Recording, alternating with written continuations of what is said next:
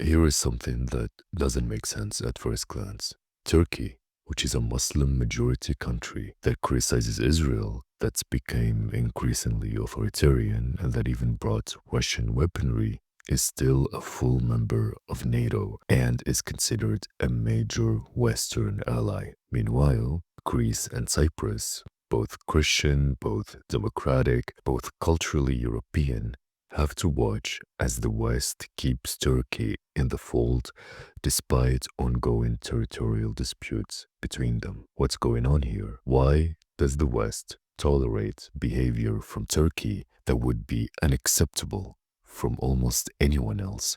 And perhaps more importantly, how long can this really last? Turkey and the West have a mutual enemy, and once you understand that this alliance is built entirely on opposing a common threat, he'll also understand why that alliance will probably crumble the moment that the threat disappears. After World War I, the Ottoman Empire collapsed.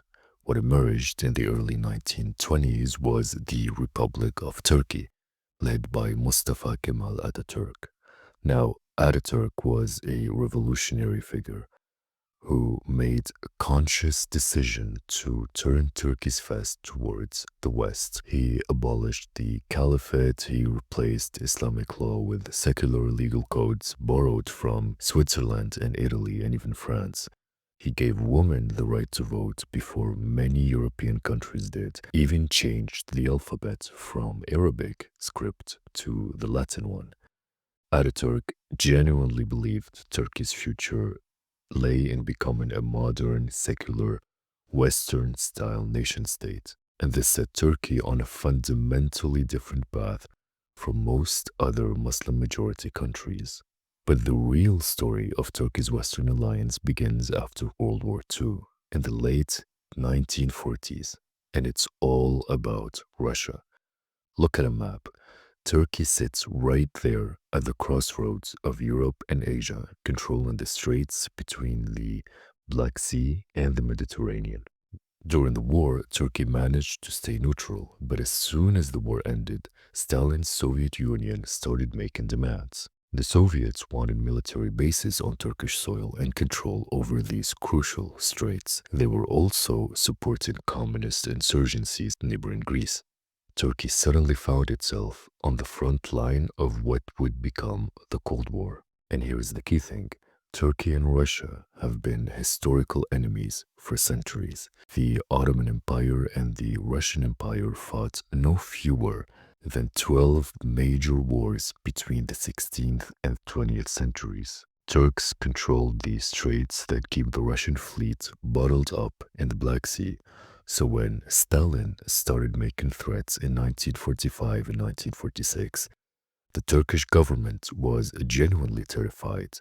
They'd seen what happened to Eastern Europe, how country after country fell under Soviet domination. They couldn't defend themselves alone. The Americans and Western Europeans, meanwhile, were equally terrified of the Soviet growing influence. So in 1947, Turkey asked for American help, and this coincided perfectly with the Truman Doctrine, where President Truman announced that the United States would support free people resisting subjugation by armed minorities or outside pressure. And Turkey and Greece became the first beneficiaries of this policy, receiving massive military and economic aid.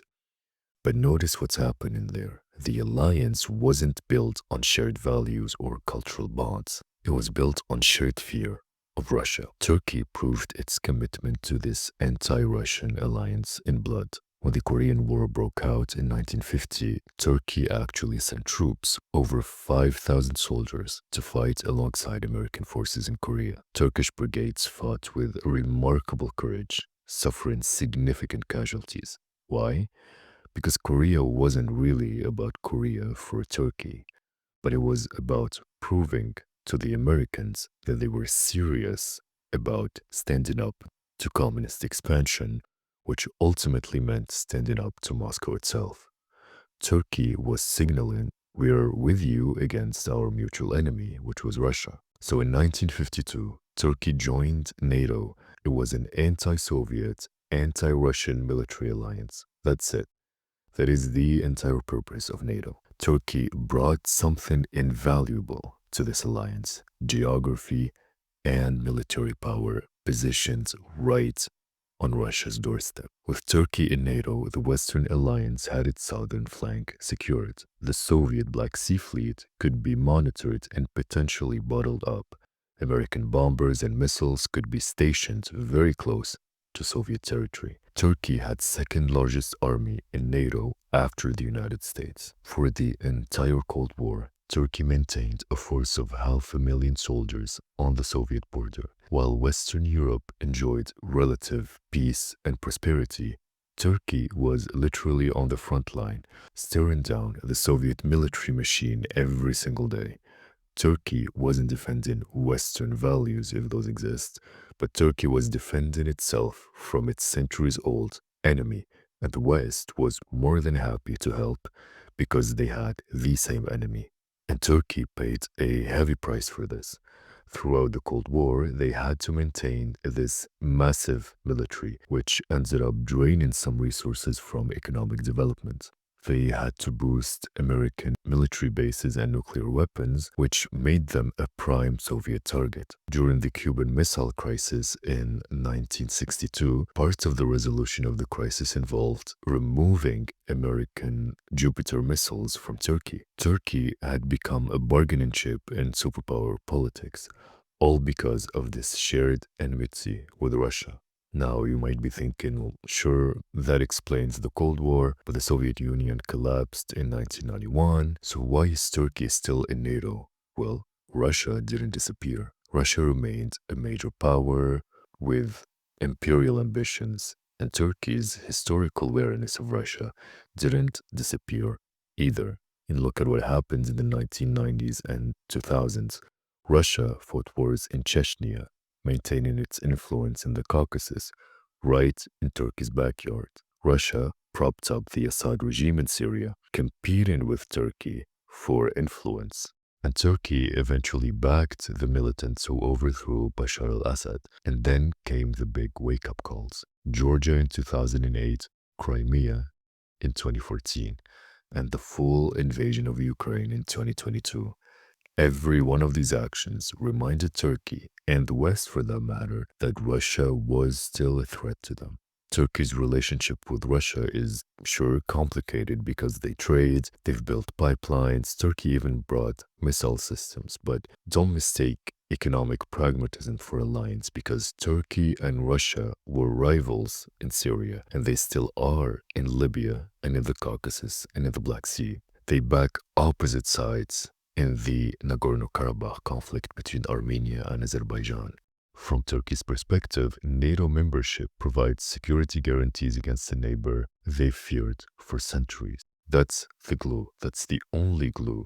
Remove Russia as a threat, and suddenly you'll see how weak the rest of the bonds actually are. Think about Turkey's disputes with Greece and Cyprus. There are territorial disputes between all of these countries, and competing claims over maritime boundaries and energy rights in the Eastern Mediterranean. In the unsolved division of Cyprus, where Turkey actually maintains a military presence that most of the world doesn't even recognize. These are very serious conflicts, and in any normal circumstance, the West would side overwhelmingly with Greece and Cyprus. They're both EU members, they're Christian, they're democratic, and they share deep cultural and historic ties with Western Europe and by extension with the United States. So why doesn't the West side with them now?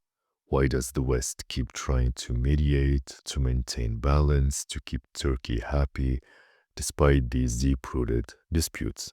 Because the West needs Turkey against Russia. It's that simple. The strategic value of keeping Turkey in the anti-Russian alliance outweighs the cultural affinity the West has with Greece and Cyprus. But once the Russian threat is truly neutralized, if Russia ever ceases to be a major military power or security concern for Europe, Turkey will almost certainly fall out of favor with the West. And when that happens, the West will side with Greece and Cyprus because of civilizational kinship.